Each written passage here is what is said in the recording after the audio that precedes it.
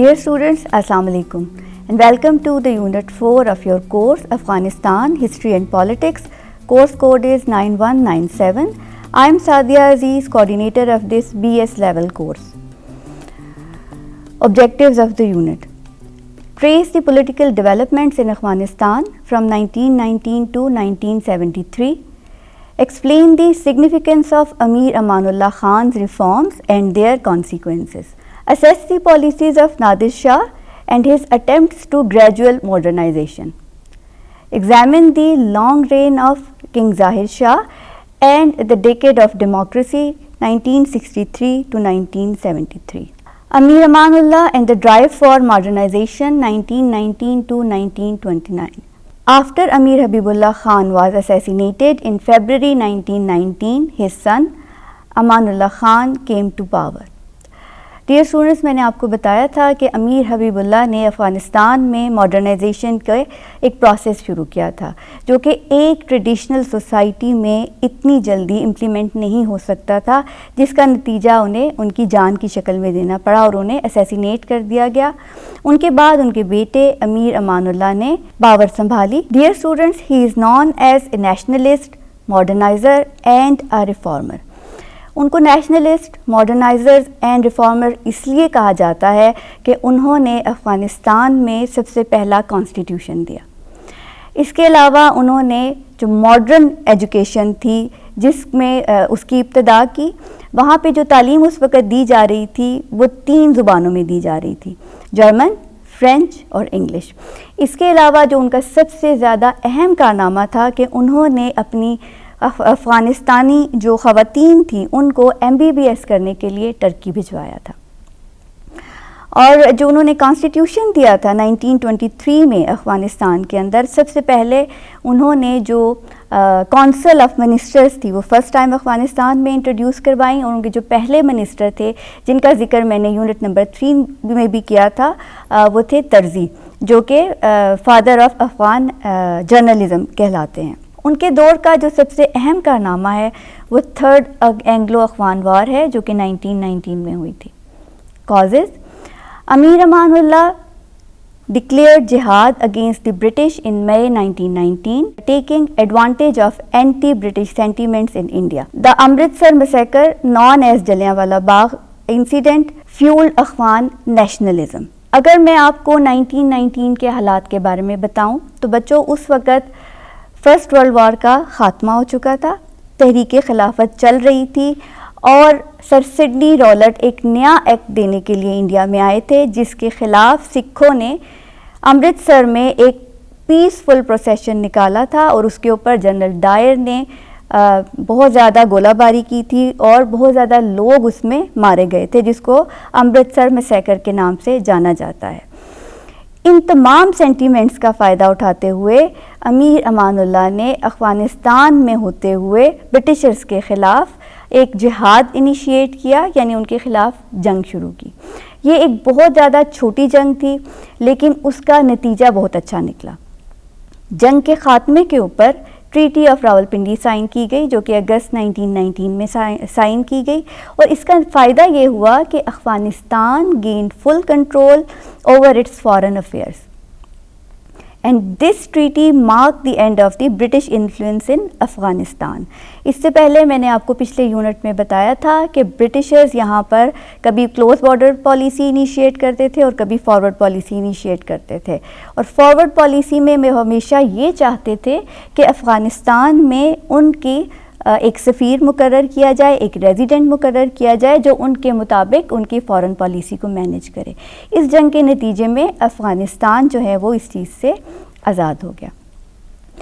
ان کے دور کا ایک اور اہم واقعہ بھی یہ ہے کہ ان کے دور میں رشیا کے ساتھ تعلقات میں اضافہ ہوا۔ Treaty of friendship with Russia 1921۔ Background: Amir Amanullah sought Russian support to counter British influence, signed the Treaty of Friendship in 1921, securing economic and military aid from Russia.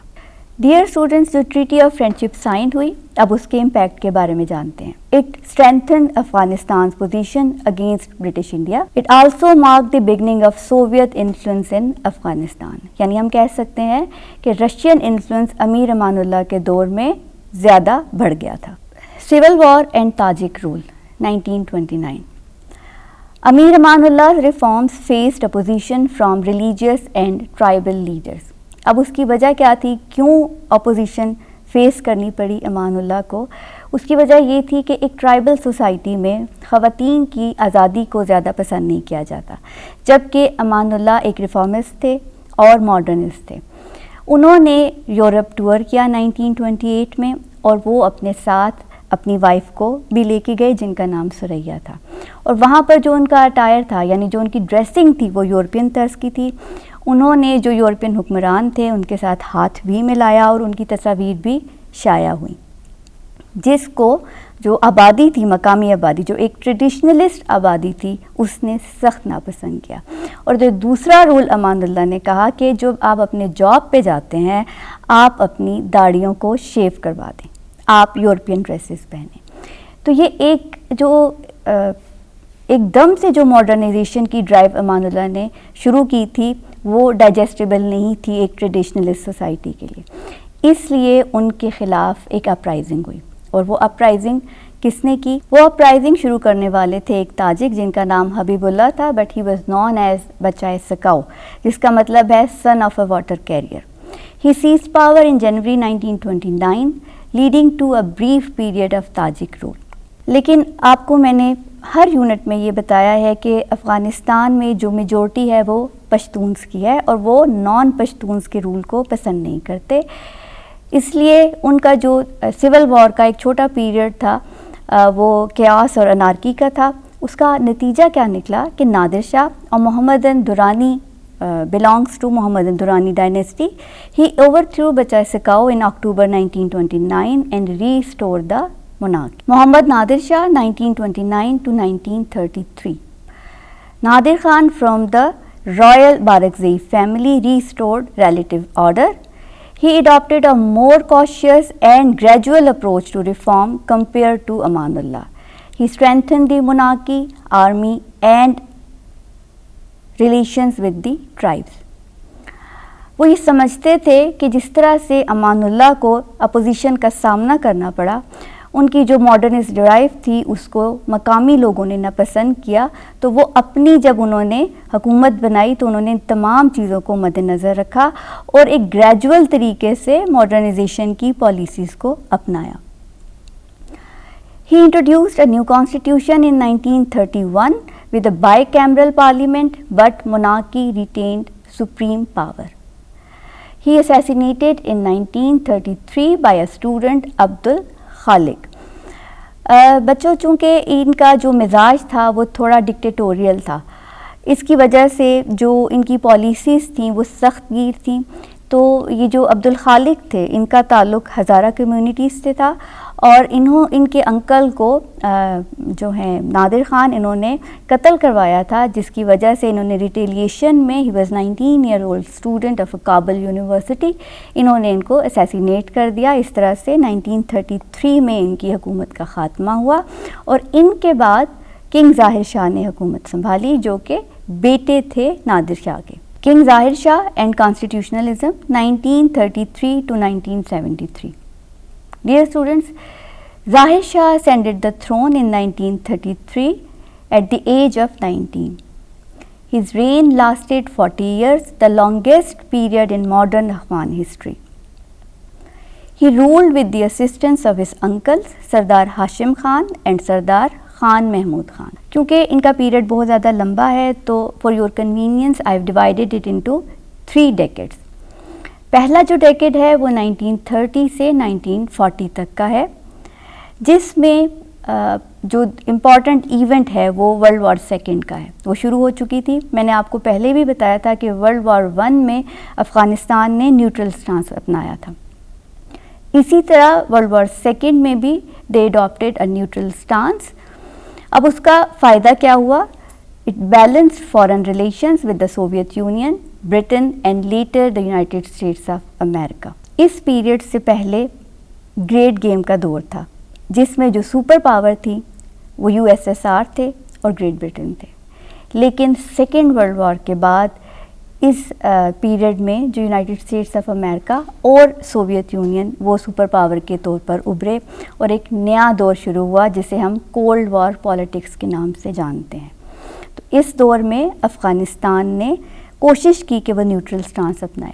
لیکن ڈیئر اسٹوڈنٹس، میں نے آپ کو یہ بتایا تھا کہ افغانستان ایک لینڈ لاک کنٹری ہے، اس لیے اس کو ہر حالت میں ڈپینڈ ہونا پڑتا ہے دوسرے ملکوں کی ہیلپ کے لیے. اکنامکلی وہ ڈپینڈنٹ ہے دوسرے ملکوں پر. اس لیے یا تو انہوں نے سوویت یونین کے بلاک کو جوائن کرنا تھا یا پھر انہوں نے یونائٹڈ اسٹیٹس آف امریکہ کے بلاک کو جوائن کرنا تھا.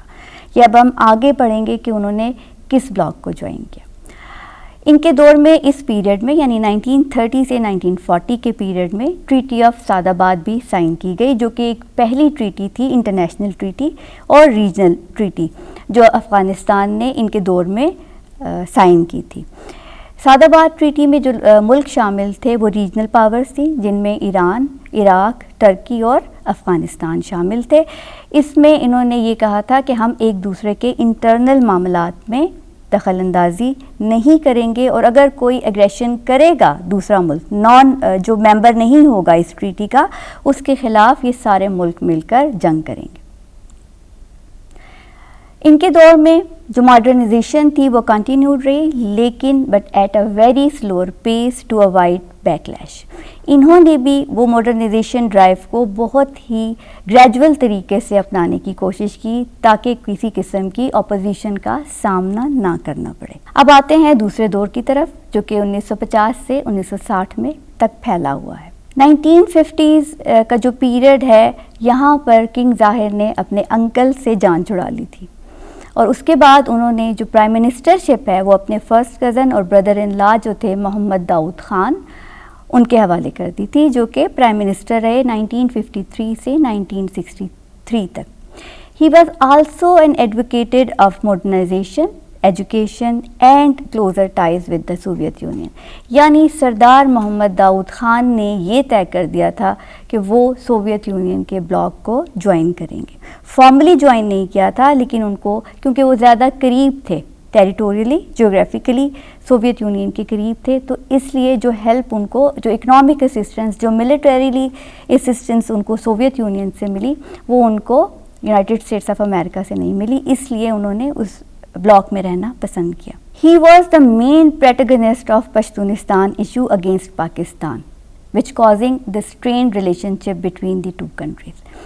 Dear students، جب پاکستان بن رہا تھا 1947 میں، جب تقسیم کی تجاویز چل رہی تھی، تو افغانستان نے اپنا موقف برٹش کے سامنے رکھا کہ 1893 میں جو ڈیورنڈ لائن کھینچی گئی ہے دونوں ملکوں کے درمیان، اب اس کو ختم ہونا چاہیے. لیکن برٹشرز نے انکار کر دیا اور افغانستان نے اس کو قبول بھی کر لیا. لیکن جب 1947 میں پاکستان بن گیا تو پاکستان کی یونائٹڈ نیشنز کی انٹری کے خلاف افغانستان وہ واحد ملک تھا جس نے ووٹ کیا، اور دونوں ملکوں کے تعلقات میں سرد مہری آ گئی. اور یہ مسئلہ جو ڈیورنڈ لائن کا مسئلہ ہے، ساؤتھ اور ایسٹرن سائڈ پہ جو دونوں ٹرائبز ہیں پختونز کے، وہ چاہتے ہیں، افغانستانی حکومت یہ چاہتی تھی کہ وہ پاکستان کو جوائن کریں، اور اس کے نتیجے میں ریفرینڈم بھی ہوا. اس وقت جو NWFP کہلاتا تھا اور اب وہ خیبر پختونخوا کہلاتا ہے، اس ریفرینڈم کے نتیجے میں جو صوبہ سرحد کے لوگ تھے انہوں نے پاکستان کے ساتھ رہنا پسند کیا. لیکن یہ مسئلہ ابھی تک حل نہیں ہوا اور چلتا آ رہا ہے دونوں ملکوں کے درمیان. سردار داؤد کے پیریڈ میں جو سوویت رول تھا ملٹری کا، ملٹری کوآپریشن کا، اس میں اضافہ ہوا. And his aggressive policies lead to the tension with the monarchy and in 1963 he resigned.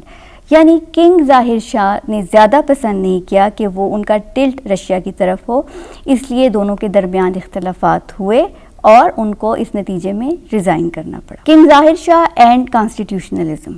Constitution of 1964، this period is known as the decade of democracy, کیونکہ constitution دیا تھا انہوں نے 1964 میں. اور اس کانسٹیٹیوشن کے نتیجے میں بائی کیمرل پارلیمنٹ بنائی گئی تھی. انہوں نے افغانستان کو ٹرانسفارم کر دیا تھا کانسٹیٹیوشنل مونارکی میں, اور جو ان کی پارلیمنٹ تھی اس کا جو 1/3 تھا وہ کنگ سلیکٹ کرتا تھا, جو باقی 1/3 تھا وہ پاپولیشن سلیکٹ کرتی تھی, اور جو باقی کے ریسٹ آف دی جو اسمبلی تھی اس کو پروونشل اسمبلیز کی طرف سے سلیکشن کی جاتی تھی, یعنی انڈائریکٹ سلیکشن کی جاتی تھی. He established a parliament, independent judiciary and legal political framework, though political parties were not formally recognized. لیکن جلد ہی ان کے دور میں انسٹیبلٹی اسٹارٹ ہوئی. Instability plagued this period. Frequent changes in governments, lack of strong parties and tension between leftist groups like Khalq and Parcham factions of the PDPA started during this period.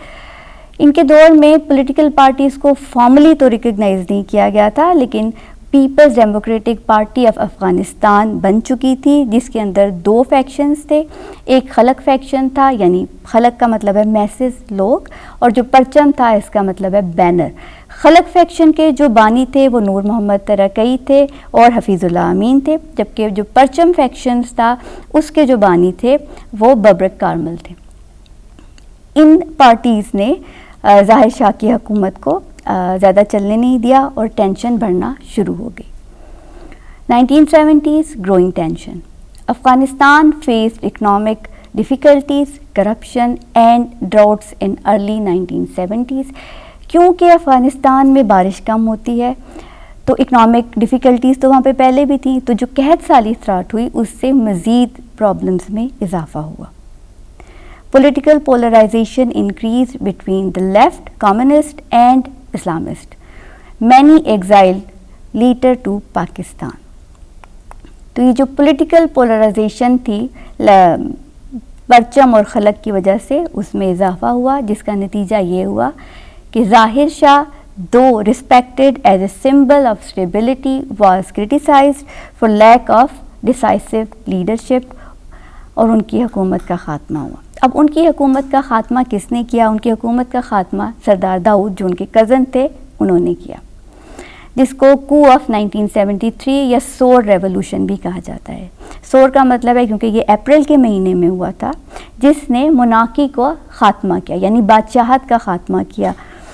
امیر امان اللہ وہ پہلے فرد تھے محمد Zai dynasty کے جنہوں نے اپنے لیے بادشاہ کا لقب اپنایا تھا, اس وجہ سے ان کو مونارکی کہا جاتا ہے. لیکن جو 1973 کا جو کو ہے اس میں مونارکی کو یعنی بادشاہت کو ختم کر دیا گیا.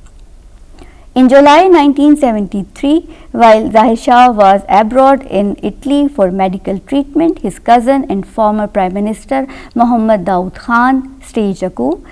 With support from the leftist military official, especially from the Parcham faction of the PDPA, he abolished the monarchy and declared Afghanistan a republic, assuming the presidency himself.